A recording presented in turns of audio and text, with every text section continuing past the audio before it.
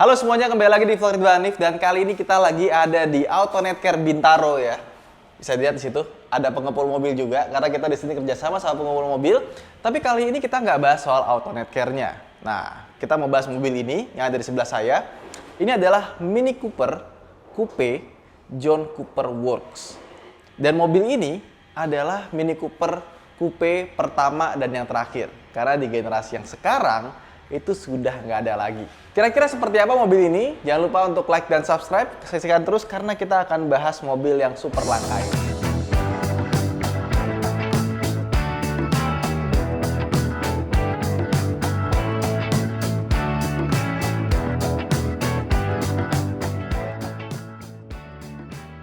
Jadi mobil ini lagi dijual sama yang punya. Kalau kalian berminat bisa langsung kontak yang punya aja langsung di bawah. Nomornya gue kasih. Nah, jadi Mini Cooper itu bikin eksperimen bagaimana kalau Mini Cooper dibikin sebuah coupe. Karena Mini Cooper yang kita kenal itu dia punya 3 buah pintu, pintu 2 kanan kiri sama di belakang ada sebuah pintu. Gimana kalau dibikin coupe 2 penumpang saja, yang tadinya ada 4 penumpang, ada kursi belakang, sekarang nggak dibikin kursi belakang. Dan biasanya sebuah coupe itu dia punya bagasi yang panjang. Ini bagasinya pendek banget cuma segini. Dan juga sebenarnya bagian coupe belakangnya ini nggak murni coupe, bisa dibilang kayak liftback. Karena kalau kita buka belakangnya, kaca belakangnya ini dia ikut ngangkat. Jadi nggak cuma bagian bagasinya aja yang kebuka, tapi kacanya pun juga keangkat biar gampang keluar masukin barang. Kebayang nggak kalau cuma segini doang masukin barangnya susah banget kayak Mini Cooper Cabrio. Tapi sayangnya mobil ini penjualannya nggak begitu bagus, sehingga di generasi yang sekarang varian coupe udah nggak ada. Kemudian Mini Cooper juga nggak berhenti di situ aja, dia tetap membuat sebuah model baru lagi, bukan coupe tapi 5 doors yang lebih panjang kayak gini. Nah, jadi itu sekilas tentang bagaimana Mini Cooper atau BMW Group itu membuat inovasi-inovasi yang cukup unik menurut gua. Soalnya siapa yang kepikiran Mini Cooper dibikin jadi coupe seperti ini? Dan karena sekarang nggak keluar lagi dan bentuknya lucu, ini kayaknya bakal jadi all time classic deh. Future classic. Kalau kalian pengen cari Mini Cooper, apalagi yang JCW, varian coupe ini adalah varian yang paling unik, langka, dan bisa dibilang paling bikin mata meleng gitu. Kalau misalkan lagi parkir nih ya, Mini Cooper, yang lainnya hatchback, tiba-tiba ada yang coupe, orang tuh langsung ngeliat gitu. Kemudian, yang menurut gua hebat dari sebuah Mini Cooper adalah desainnya yang timeless. Iya, jadi kalau misalkan mobil ini parkir dengan Mini Cooper yang generasi sekarang, yang seperti ini, itu nggak kelihatan mobil ini kayak outdated, kayak kuno. Nggak, tetap kelihatan masih satu generasi gitu, tetap kelihatan masih modern.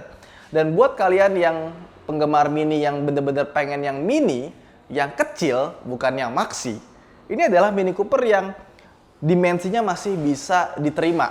Karena yang baru itu bisa dibilang gedenya tuh gede banget.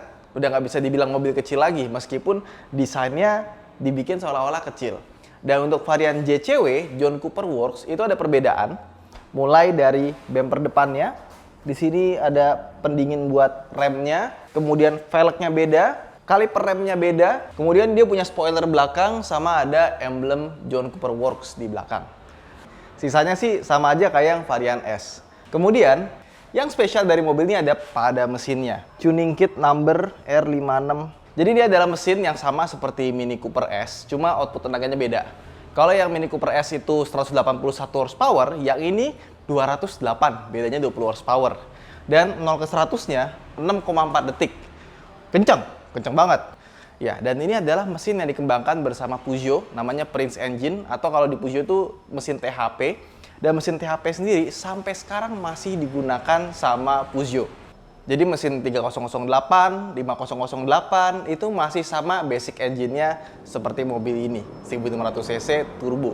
Makanya tenaganya enak kan? Dan kemudian Mini Cooper itu di tahun 2014 itu berganti model dan mesinnya juga ganti dari 1600 menjadi 1500 dan 2000 cc sama-sama turbo. Nah lucunya di tahun 2014 ternyata mesin ini tetap menjadi mesin yang mendapatkan Engine of the Year di kelas itu. Sedangkan mesin 1500 cc 3 silinder turbonya BMW yang ditaruh di Mini Cooper itu nggak dapat Engine of the Year. Kalah sama mesin lamanya. Lucu ya? Tapi tetap aja, meskipun basic engine-nya sama antara Peugeot, Citroen sama si Mini Cooper, dia tetap punya kode engine yang beda, dia kodenya N. Terus beberapa part kayak injektor, turbo, dan lain-lainnya itu berbeda dengan bawaannya mesin Peugeot. Dan dia juga punya penyakit bawaan, tensionernya itu suka rusak sehingga menyebabkan timing chain-nya ambrol. Tapi biasanya di kilometer yang udah 100 ribuan. Berhubung ini kilometernya masih 33 ribu, harusnya sih sangat-sangat aman. Nah, mesin ini juga, dia kan tuning kit khusus dari John Cooper Works ya. Nah, selain mesin, settingan kaki-kaki dan suspensi pun juga berubah. Dia dibikin lebih firm, dibikin lebih enak dipakai buat di sirkuit. Buat ngejar lap time itu lebih bagus dibandingkan dengan yang Cooper S standar. Soal mesin sih kurang lebih kayak gitu, tapi entah kenapa mesin 1600cc turbonya ini dia punya karakter yang agak sedikit berbeda sama mesin 1500cc 3 silindernya sih.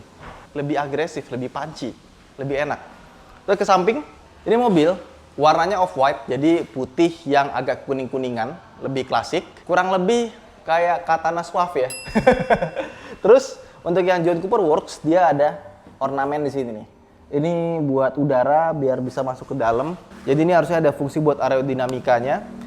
Peleknya khusus John Cooper Works dan di belakangnya sudah pakai rem cakram tapi dia solid. Belum pakai rem cakram yang ventilated. Biasanya kalau di belakang jarang pakai ventilated.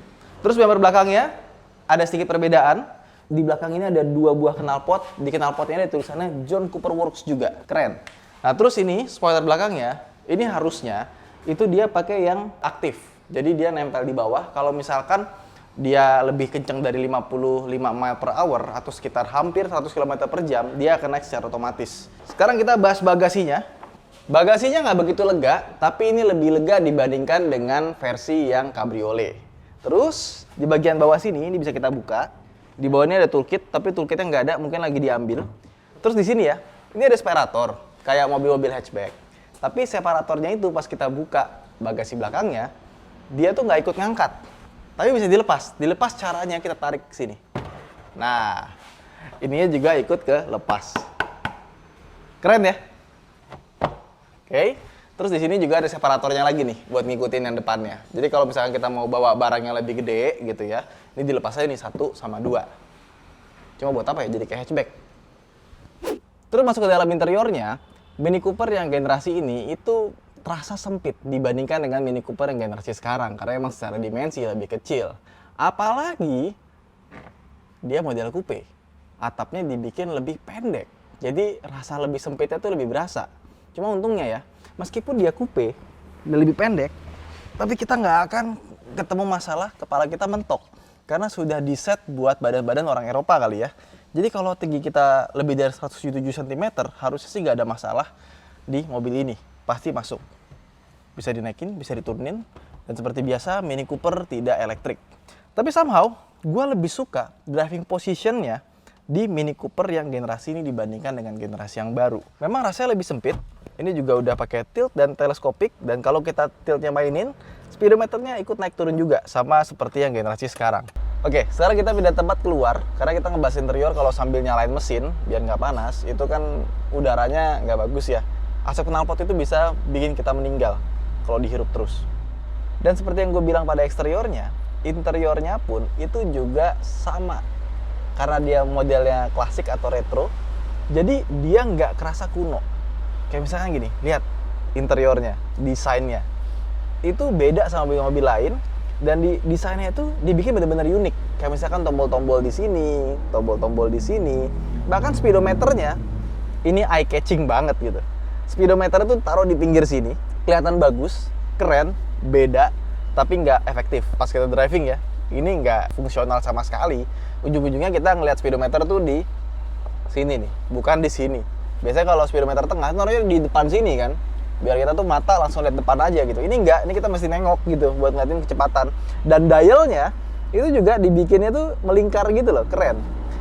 Terus di tengahnya ini ada layar iDrive sebenarnya dari BMW, tapi dibikin dengan grafis yang lebih catchy gitu, lebih funky. Kayak gitu kurang lebihnya. Terus untuk varian John Cooper Works, kita dapat seal plate tulisannya JCW di bagian sini. Dan si head unitnya ini, itu dia belum support Bluetooth E2DP.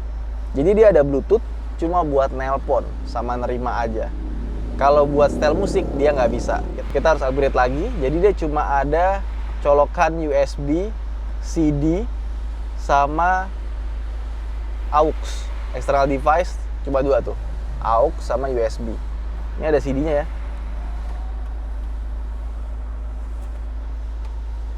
The Essentials Backstreet Boys, disc 2. Terus buat yang nanya mungkin tadi kan ada USB sama AUX-nya. Colokannya di mana?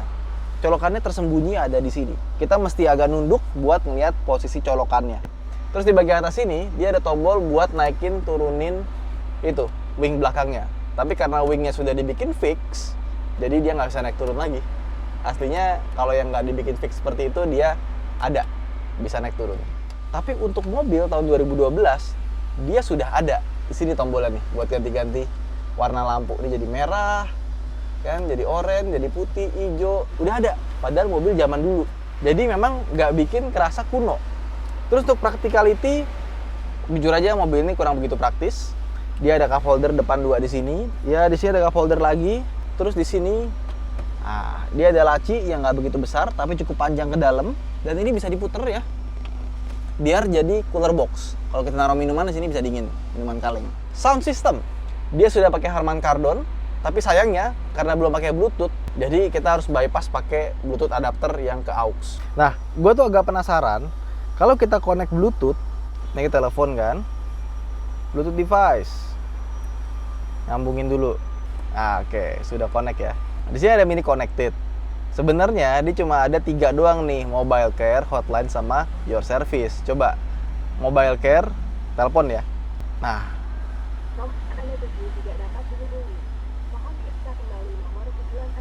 nggak bisa dong. Jadi tidak bisa ya. Sekarang lagi kita coba hotline. Nomornya beda nih, 0858. Tidak terdaftar, oke. Your service, apalagi nih? 3510888. Mau nyambung? Coba ya. Apa nih? Still buyer. Sartono. Lah. Still buyer Sartono. Jadi ternyata di dalam mobil ini ada nomor telepon orang yang pembeli besi, still buyer. Maksudnya, ini kan mobil 2012 ya, artinya baru 9 tahun. Ternyata selama 9 tahun itu nomor-nomor yang tertera di sini itu udah sama sekali nggak bisa kepake gitu. Kemudian, kalau kita mau atur-atur segala macam yang ada di mobil ini, di sini ada settings. Kita tinggal atur dari sini seperti halnya mobil BMW yang kita kenal. Kemudian di balik setir, ini lucu nih, biasanya mobil-mobil BMW Group itu punya lampu, itu stylenya kan di sini ya. Ada switch-nya ya. Ini switch-nya normal, kayak mobil pada umumnya, ditaruh di sini. Ini ada cruise control di sebelah kanan, ini untuk audio. Sisanya ya kurang lebih sama seperti mobil-mobil kebanyakan. Nah terus sebelum kita mau jalan, dia tuh punya model kunci, itu yang modelnya dimasukin, kayak kartu. Kita pencet dulu start stop engine-nya. Kita pencet seperti ini, baru dia keluar. Udah, seperti ini kuncinya. Jadi kalau kita mau starter, kita masukin dulu, sampai cekrek, kita injek rem, tekan start stopnya. Jadi dia belum fully keyless, tapi bukan model putar juga. Sekarang seperti apa rasanya di jalan? Yuk kita coba.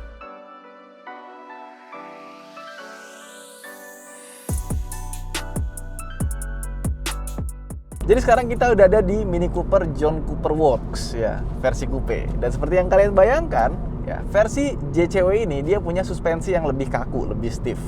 Jadi memang mobil ini tidak dibuat untuk kenyamanan, tapi dibuat untuk sportivitas. Tapi dipakai dalam tol atau dipakai buat harian, menurut gua bantingannya masih acceptable lah. Nggak yang bikin sakit pinggang. Mungkin bisa dibilang mirip-mirip kayak bawa S660, tapi S660 sedikit lebih empuk dibandingkan dengan ini. Agak susah sih ya jelasin ya. S660 kan juga jarang yang pakai. Ya pokoknya seperti itulah. Tapi hal yang bikin gue seneng sama mobilnya adalah respons dari engine dan transmisinya. Ya, transmisinya terutama ya. Ketika kita gas, dia tuh sigap banget. Langsung kita kick in. asik bener. Jadi jedanya itu sangat-sangat minim, terasa seperti mobil-mobil modern zaman sekarang, nggak kayak mobil tahun 2012. Even kita pakai di mode normal, kalau kita pakai di mode sport, kita pencet di sini, dia langsung turunin gigi, RPM-nya naik langsung, kita gas. Enak banget, larinya kenceng, transmisinya sigap. Bener-bener kita injek gas, langsung mobilnya lari. Enak banget. Beberapa mobil, itu responsnya ada delay gitu ya. Tapi mobil ini, itu enak banget. Sigap gitu, seneng gue. Dan yang kedua, jujur aja handlingnya gue ngerasa ini lebih enak. Lebih agile, lebih pas, dan steeringnya, bobotnya lebih berasa. Jadi pas kita pelan, bobotnya nggak terlalu berat. Tapi pas kita pakai kencang juga, ini bobotnya tidak berubah menjadi terlalu ringan. Jadi gue kemarin pakai mobil ini seharian ya. Nah, mobil ini handlingnya bagus, terus responsnya cepat. Jadi kalau kita di kemacetan, kita mau masuk gitu ya, terus di jalan-jalan yang beloknya rada-rada menikung gitu, kita sambil gas dikit gitu ya, agak kenceng. Wah, itu rasanya enak banget nih mobil. Nah, terus apa yang gue nggak suka dari mobil ini? Pilar A-nya.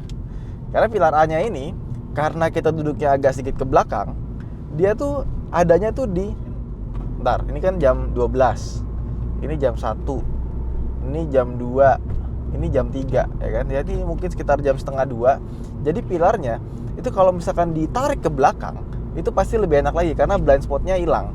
Ini rasanya blind spotnya gede banget karena ada pilar di bagian sininya.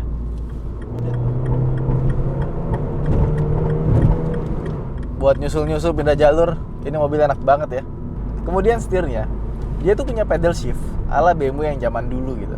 Jadi pertama kali pakai pedal shifter itu, BMW itu, dia kalau misalnya kita pencet dari belakang seperti ini, ya, dia akan naik gigi. Kalau downshiftnya, dia dipencet dari sini. Dan ini semuanya sama kerja kanan kirinya. Gue kangen sih sama model kayak gini ya. Soalnya zaman dulu kan pedal shift itu kan sesuatu yang mewah banget ya. Jadi cuma ada di model-model BMW yang tinggi-tinggi doang gitu. Habis itu semuanya ganti yang model kanan buat naikin gigi, kiri buat turunin gigi.